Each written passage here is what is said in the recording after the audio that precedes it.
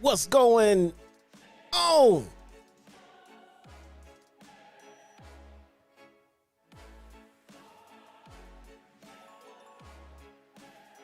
Who's ready?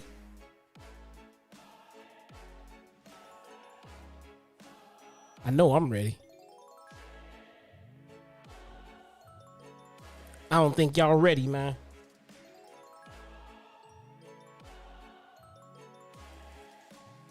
Welcome to this special edition. The JD didn't cover Rampage edition, so I'm doing this shit edition.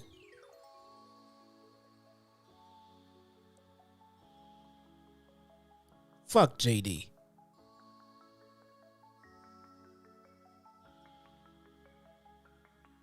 We doing this shit.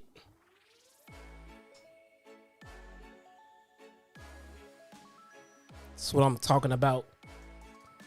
We don't need no stinking venue. We don't need no stinking beer garden.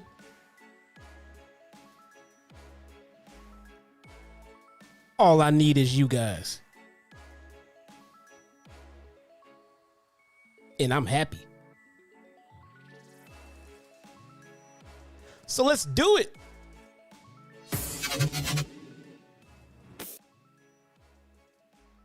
What is going on? My party people, man. What you been up to, AF? Right here. Where is MJF?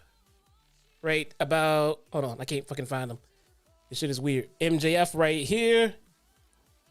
And nobody else. Just Hangman, Punk, Kenny, and Jade. Only 5. Nobody else. No one else on the new layout. I don't care. Go tell her.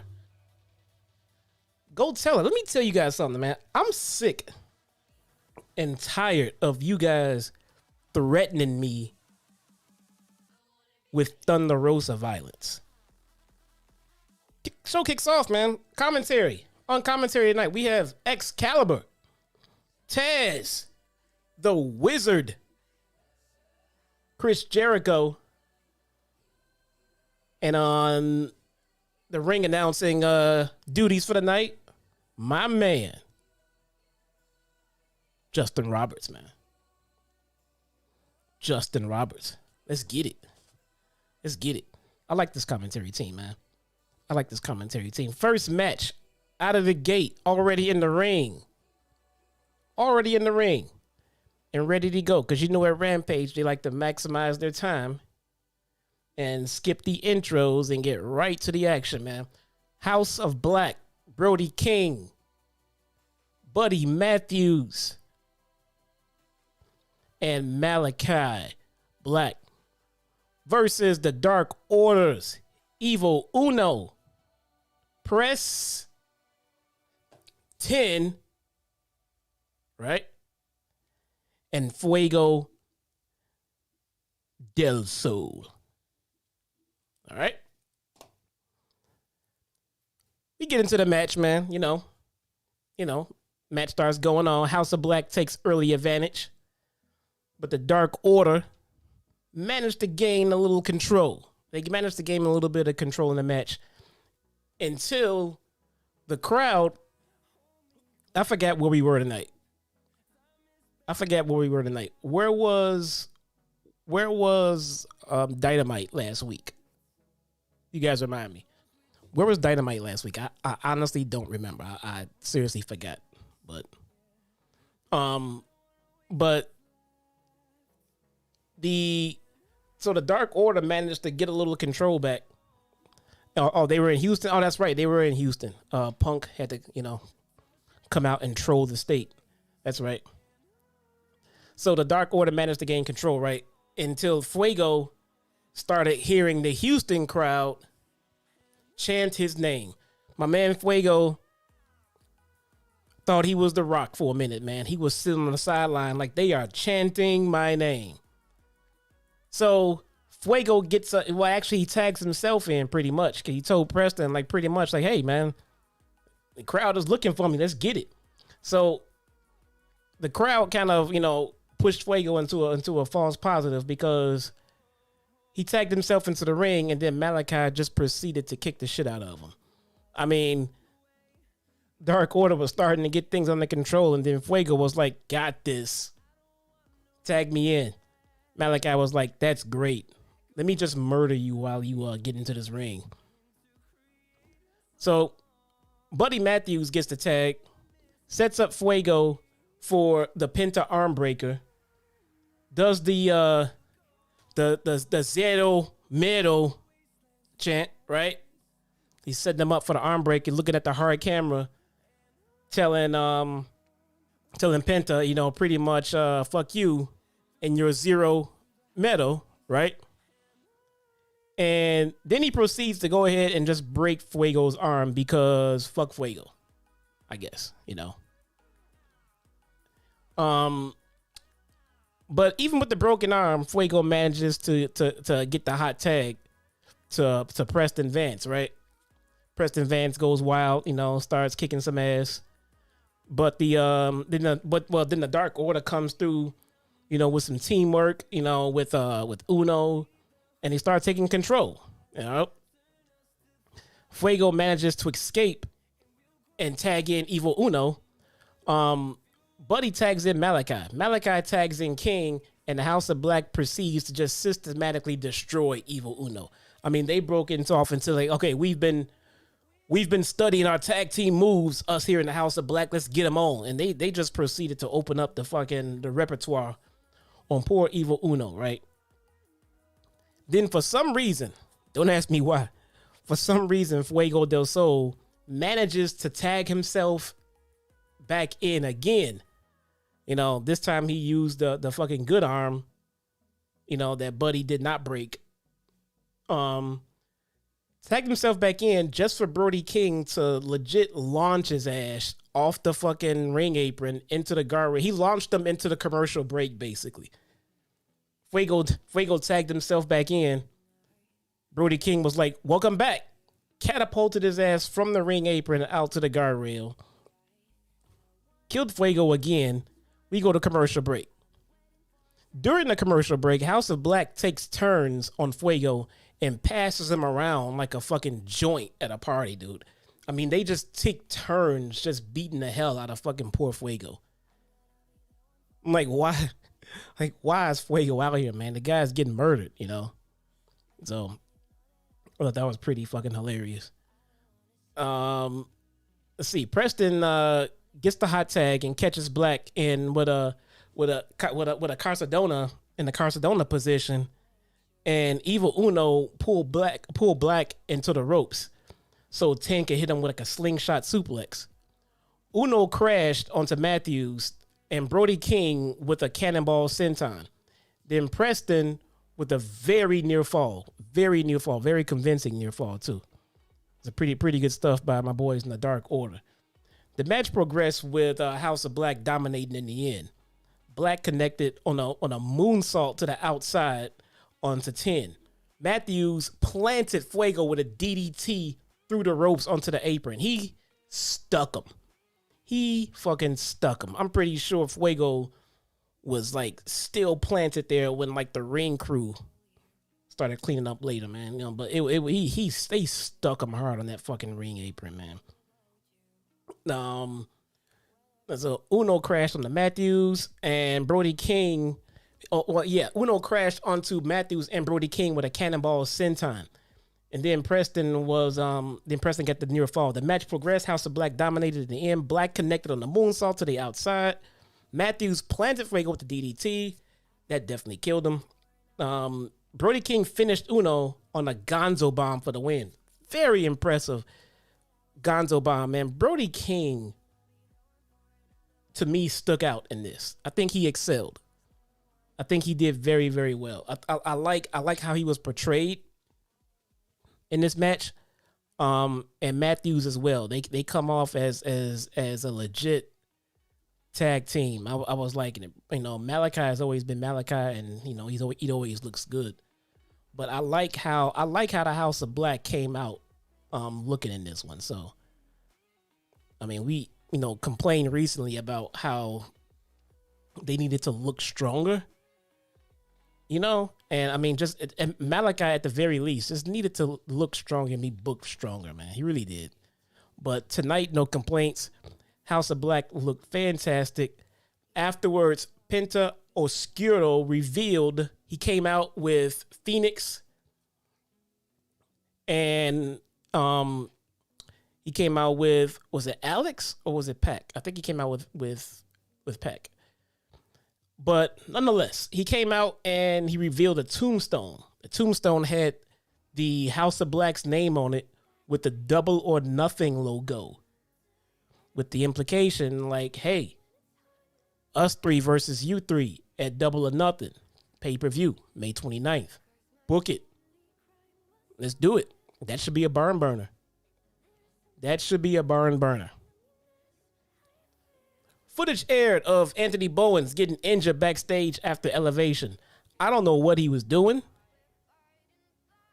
I don't know what the fuck was happening, but they cut to it. They started the promo segment, and Bowens just goes down. I don't know if he tripped over his fucking radio or tripped over the stairs right there in Gorilla. I don't know what the hell happened. But Bowens was hurt. So it looks like Anthony Bowens is hurt again. Again, along with Darius Martin, man. I mean, these outstanding tag teams are having hard times, staying healthy.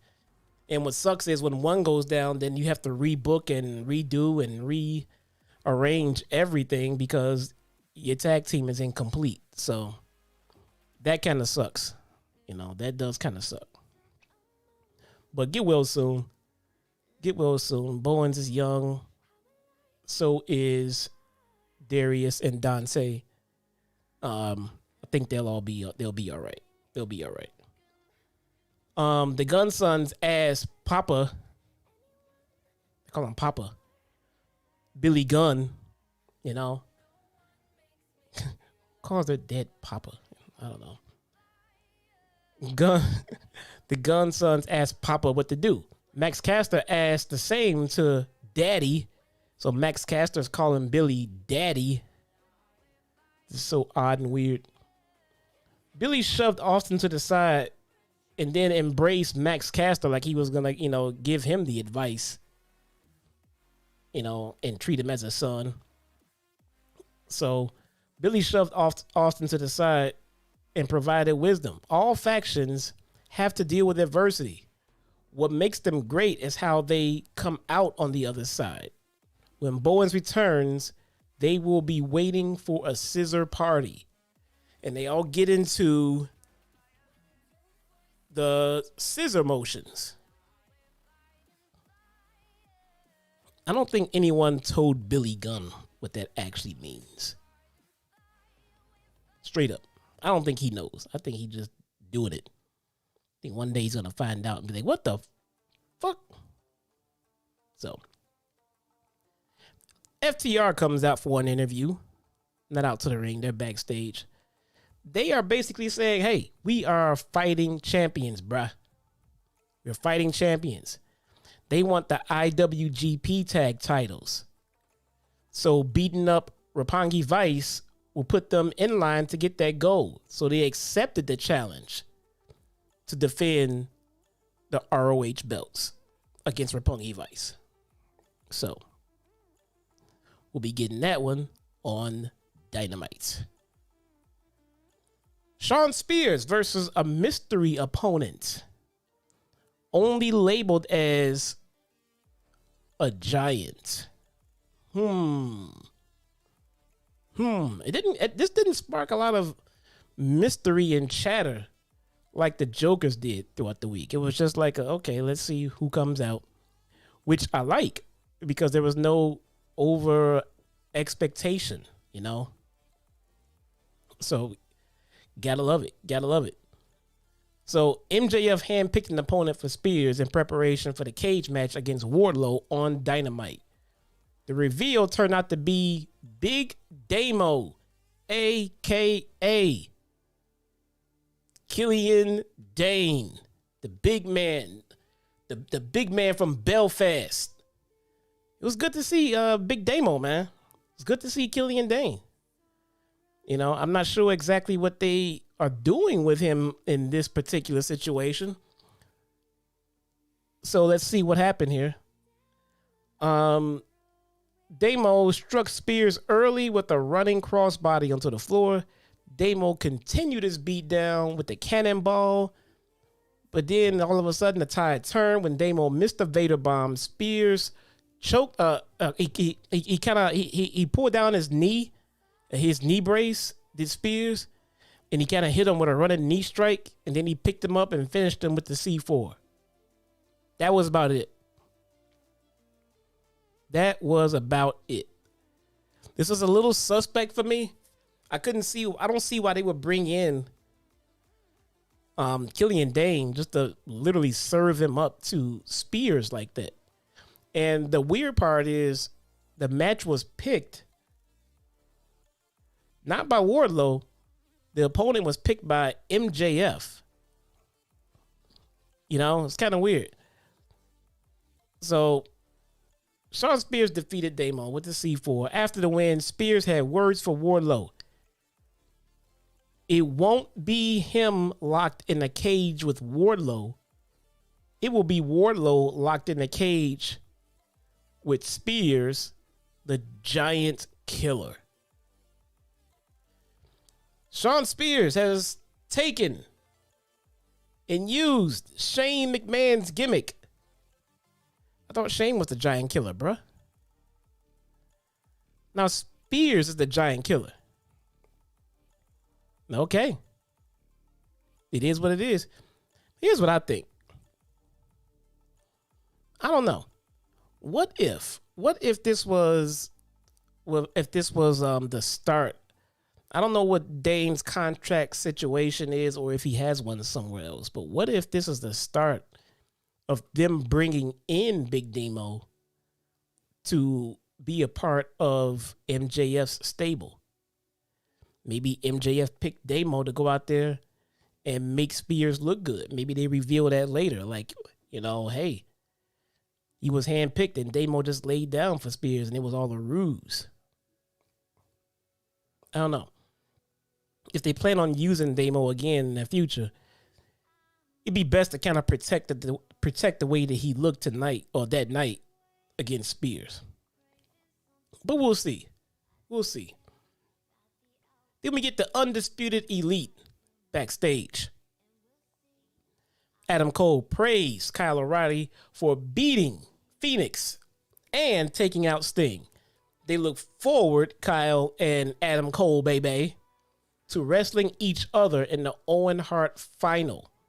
That's only if Kyle can get past Samoa Joe. The Bucks challenged the Hardys to a match at the pay-per-view. And that was about it there. I still think that just like Adam Cole says, man, I think the winner is going to be an Undisputed Era member. At the end of the day, it's going to be Cole or O'Reilly.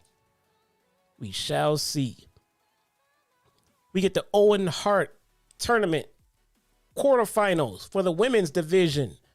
Red Velvet versus Kris Statlander with Ruby Soho on commentary to scout her next opponent.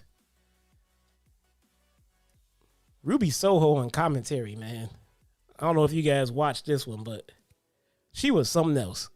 She didn't say too much, but she was good for her facial expressions. You know? Like something would happen in the ring or whatever. And instead of her giving like, you know, awesome commentary behind it, they would always, you know, flash to her behind commentary and she had all of these facial reactions, you know, just, you know, and then something happened. I'm like, she's making worse facial reactions than Aubrey. I mean, it's like, oh, what'd you think about that, Ruby?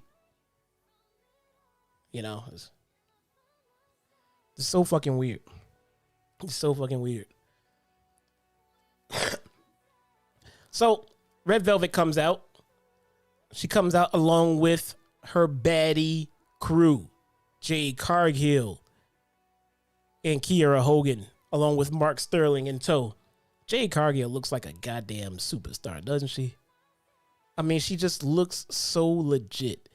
Every time she comes out, it seems that her confidence just grows more and more and more. She is such a fucking star, man. Such a star. Love her.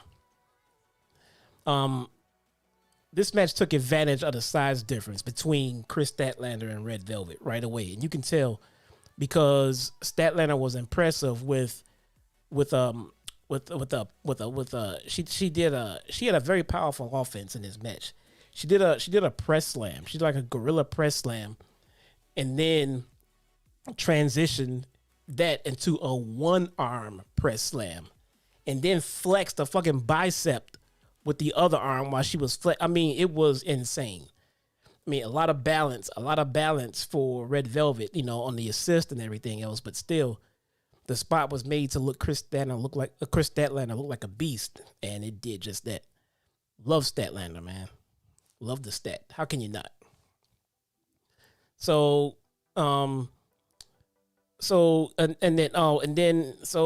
Red Velvet tried to, mount a little, comeback spot, and then she went for like a Hurricane Rana, and she went for the whirling head scissors from the Hurricane Rana, but instead of executing it, Velvet just Statlander just kind of tossed her across the ring.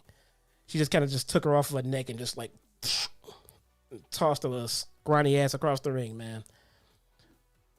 Red Velvet is Chris Jericho's Sports Entertainer of the Week. If you're not up on this, man, every week Jericho comes out and anoints his Sports Entertainer of the Week, and it is so fucking hilarious, dude. It is so hilarious. Love what Jericho's doing yet again. He gotta reinvent himself. Don't know how he does it, man.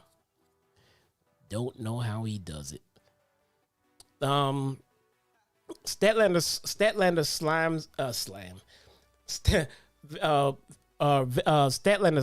slams Velvet onto the ring apron right in front of the baddie section. So she they were on the outside and she picked her up and slammed her on the apron from the outside and then just, stared at the baddie section like what? Then we go to commercial break. All right. During the commercial break, Red Velvet goes to work on the knee of Kris Statlander, right? Statlander, she goes to work on the knee of Statlander, and Hogan, Kiera Hogan manages to sneak in a cheap shot as well while during the commercial break. Red Velvet is in total fucking control. So if you're just watching the match, right? During the commercial break, you gotta listen to the commercials. But if you just watch it, you can see that Red Velvet is just beating Statlander's ass. Just kicking the shit out of her. So when they do the split screen commercial breaks, right? The entire commercial break is not, you don't get to watch the match. They'll stop the last 30 seconds of the commercial break and go full screen commercial, and then they come back to the show. Well, when they did that, Red Velvet was in charge. Then they cut the split screen, went to full screen commercial, and about 30 seconds later, they come back from the break, and Red Velvet is getting her ass handed to her by Statlander. It was 30 fucking seconds, man. Red Velvet had Kris Statlander's knee all tore up, beating the holy hell out of her. Come back from commercial break. Forget that. Velvet's getting her ass kicked, dude. Statlander is in complete fucking control at this point. And then Ruby's facial reactions to that. I don't know where she comes up with these fucking facial reactions, man. Velvet was close to victory when she got the final slice in. She hit her finishing move, hit her with the final slice, right? But Statlander kicked out of her finisher. Statlander with an incredible Blue Thunder Bomb.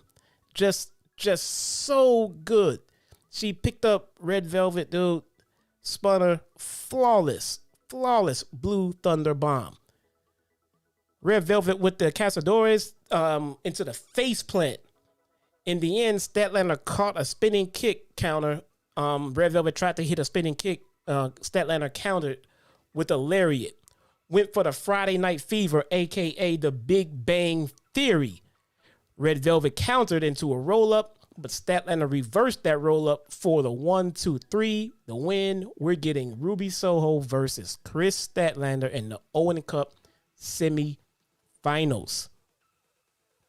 That should be a good match. If you guys don't remember, Kris Statlander was a replacement for for Shida. It was a replacement for Shida in the tournament, and then Statlander pulls out a win. So good on Statlander, man. Good on Statlander. After the match, Kiera Hogan attacked Statlander.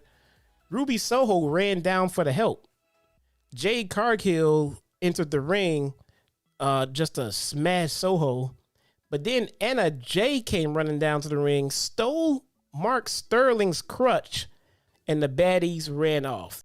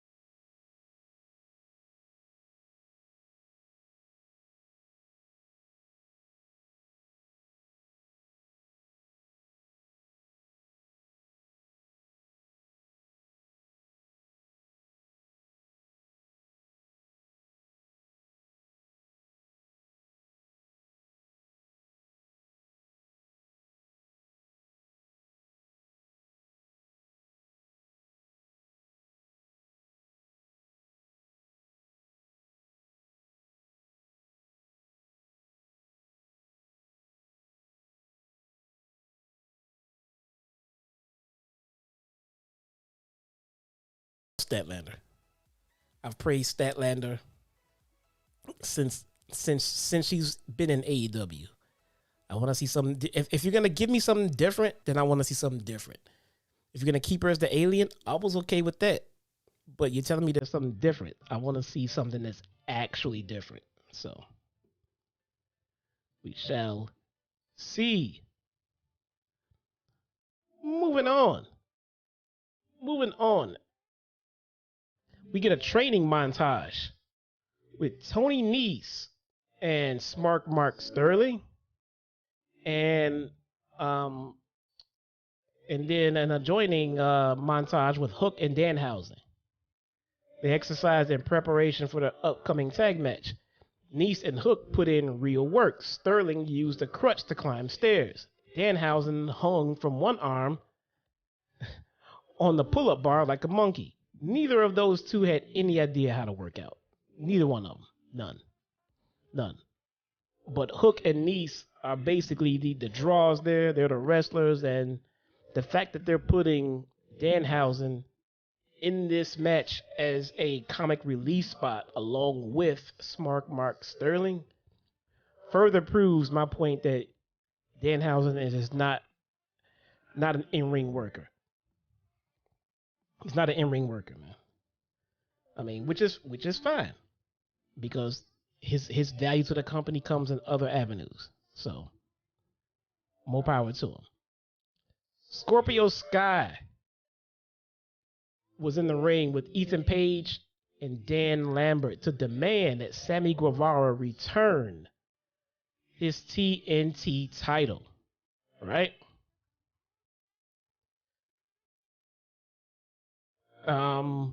Sammy showed up on the big screen with his girlfriend,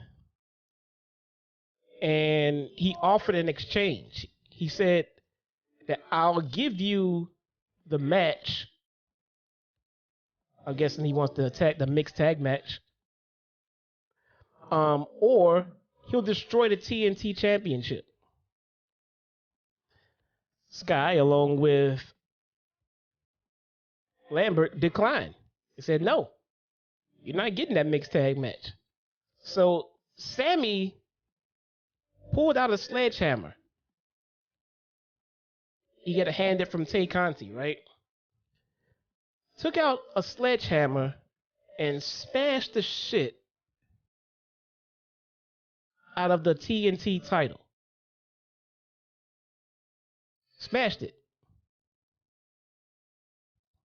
So I guess we're getting another belt soon, right? He destroyed it. It looked like the fucking hardcore title, bruh. They fucking destroyed it with a sledgehammer.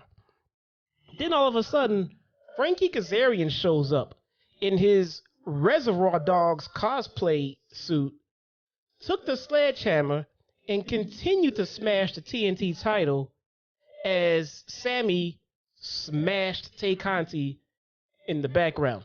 So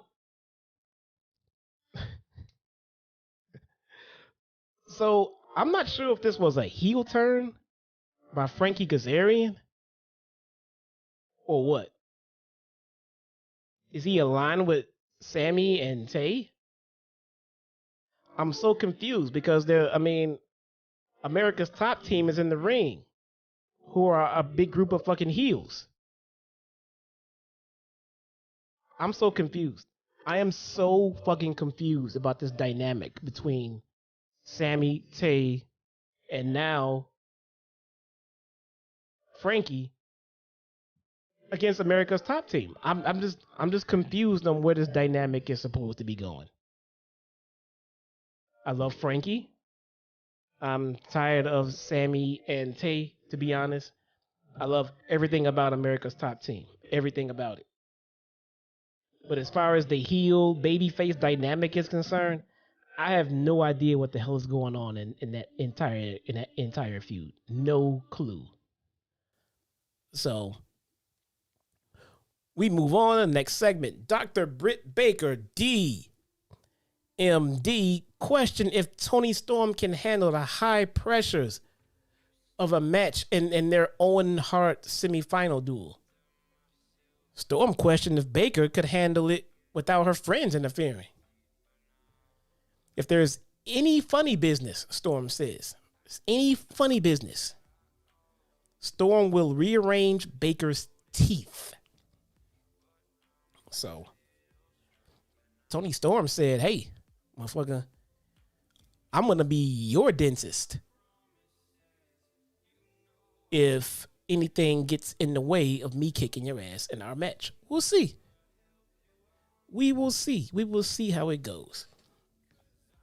We got the Mark Henry interview for the main event.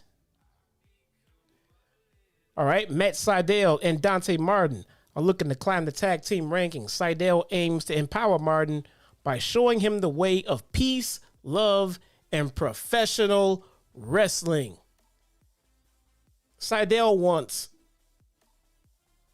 peace, love, and professional wrestling. Bryan Danielson professed his love for violence. He said, fuck your peace. Peace and love and all that bull. You must be out your damn mind. This was proven successful with Wheeler Yuta winning the ROH Pure Championship, they say. Jon Moxley added that pain and torture are their methods of teaching. Seidel and Martin are going to learn that there is no hope when they enter the ring with the Blackpool Combat Club. Then Mark Henry closed that shit off and he said, it's enough talk. Time for the goddamn main event. Let's do it.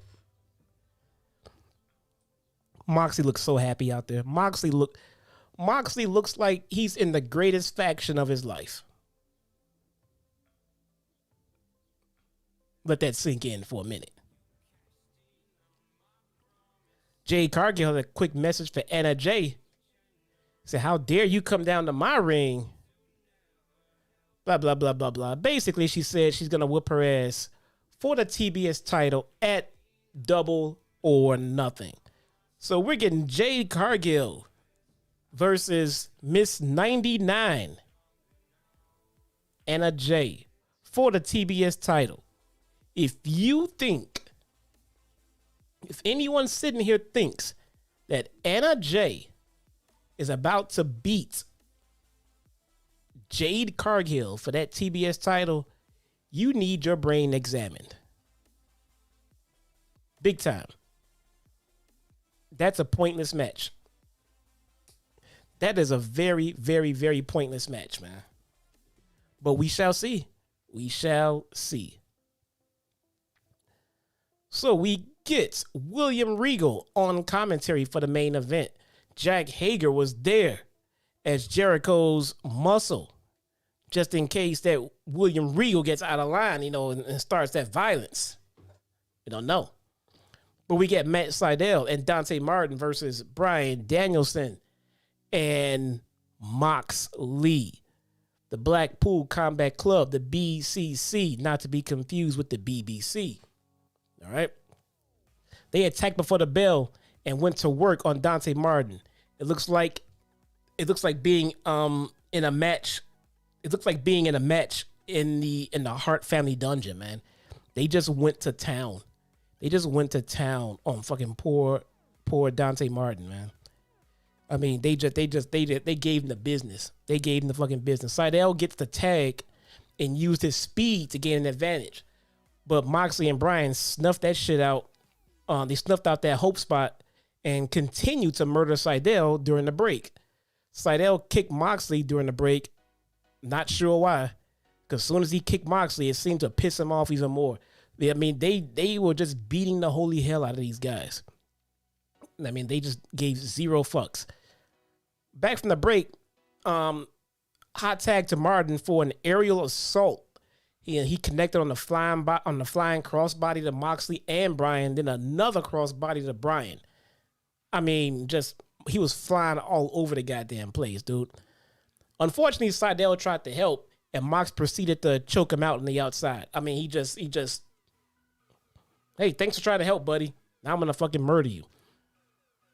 Later, Moxley caught Seidel in a slingshot plancha for a sleeper to the outside. Daniel went high risk for the double underhook suplex to Martin. He caught Martin on the top rope. And Martin was trying to go for another top rope attack, but then Daniel Bryan caught him. Bryan Danielson caught him. Danielson transitioned to apply the label lock. Martin somehow got to the fucking ropes, man. He fought in that label lock for quite some time, but Martin did manage to get to the ropes to break the hold. Danielson was pissed, so he unloaded the furious fucking yes kicks. Seidel went back in to help Martin take down Moxley. Seidel landed a Meteora to Danielson on the apron. Martin landed a double springboard moonsault on the Moxley, but Danielson broke up that pin attempt. I mean, it was a close fucking pin attempt. I thought it was so close, I thought that maybe they pulled it off. Martin leaped into the air one more time. However, Moxley caught him for a rear naked choke. Martin rolled onto the top, forcing Moxley to release the submission because he was put into a pin predicament. Martin went for a flying drop kick. Moxley countered into a pile driver. Martin kicked out, so Moxley pounded him with the elbows. And then that's when Danielson took Seidel and put him in a triangle sleeper and started smashing him with elbows. Moxley finished Martin with the paradigm shift for the win. That paradigm shift is looking more and more like a damn suplex every damn night, man. Danielson and Moxley defeated Seidel and Martin. The show closed with a brawl between Jericho's Appreciation Society and Moxley and Kingston, Santana, and Ortiz. And what we did not get, guys, we did not get the injury that we all saw from the fan videos and the live shots of Rampage. So they did edit it out. I heard rumor or news somewhere that the injury was not as bad as it looked like it was. It almost looked like maybe Bryan was, just kind of leading us on, with the pain and how bad it was. So I don't know. It looked like it hurt, but it looked like that maybe Bryan was kind of milking it, kind of like, I don't know if you guys saw the footage of Punk, when he got killed by Hook and Punk stayed in the ring for like ever. It made the crew fucking wheel him out. But yeah. It was fucking hilarious though. So you guys are saying he's working the crowd. Maybe he was. It looks like he was. But I love it. Because it keeps us talking about the product, the match, and everything else going on with it. I love it. At no point did they insinuate that it was real. So shame on us for reading into it. So I love it. I loved it. That was last night's AEW Rampage review from your very own one and only Chitown Smark. Let's get into the super chats, man. I see they are all over I get super chats falling out of the woo-ha tonight. Woo, Kevin Page with the 199 super chat. Thank you so much, brother. Get Kanosuke some Pequods. I don't know what Pequods are. Now I'm going to feel like an asshole because I don't know what Pequods are. Guys, what the fuck are Pequods? As we try to figure out what a Pequod is. Hey, 84 thumbs up. Guys, can I get a thumbs up, please? Please. Guys, if I don't get a thumbs up, man, my kids don't eat. Do you want my kids to starve to death, bruh? That's just wrong. That's just wrong, man. That's just wrong. Please hit that thumbs up, man. I would greatly, greatly appreciate it. Kevin Page, once again, thank you so much for the super chat, bruh. And, whew, got through all of the super chats, man. Got through all of the super chats, bruh. Guys, that's our show. It's a little bit later. It's a day late because, that JD guy was just too cool to cover Rampage, but he was damn sure to cover SmackDown, man. I'm tired of that guy.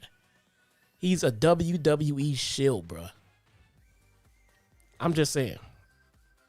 Don't tell him I said it, though. You guys, don't tell him I said that. Don't tell him. Do not clip this. Do not clip this and do not tell JD that I said he's an asshole for not covering Rampage. Please don't do that. Guys, I want everyone to do me a favor and enjoy your evening. Enjoy your weekend, man. Enjoy your weekend. Go out there, have some fun. Spend some time with loved ones. All right? Let me tell you what I've been doing lately, man. I have been watching less wrestling on the weekends. Because during the week, I'm always, keeping up on the wrestling and watching Wednesdays and Fridays, and I'm watching Dark. On the weekends, I don't watch as much wrestling because then when it's time for the wrestling week to start, I'm fresh. I'm not burned out. So if you got something you like to do on Saturdays and Sundays when there's no pay-per-view, go out and do something with your kids, with your family, with your brothers and sisters. Go see your parents. I find it quite refreshing. And I got 102 thumbs up. Yes, I drugged this shit out long enough. Thank you guys so much. I greatly appreciate it. I will see you guys once again on Monday for the AEW Dark Elevations live watch along.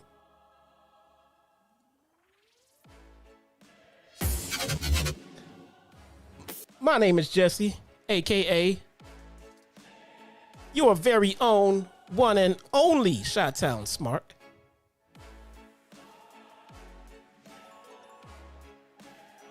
And if you took time to come here and hang out with me, talk some pro wrestling on your Saturday evening, I'm 100% grateful, man. Sincerely, all kidding aside. All kidding aside. So fuck you guys, and I will see you on Monday. Peace.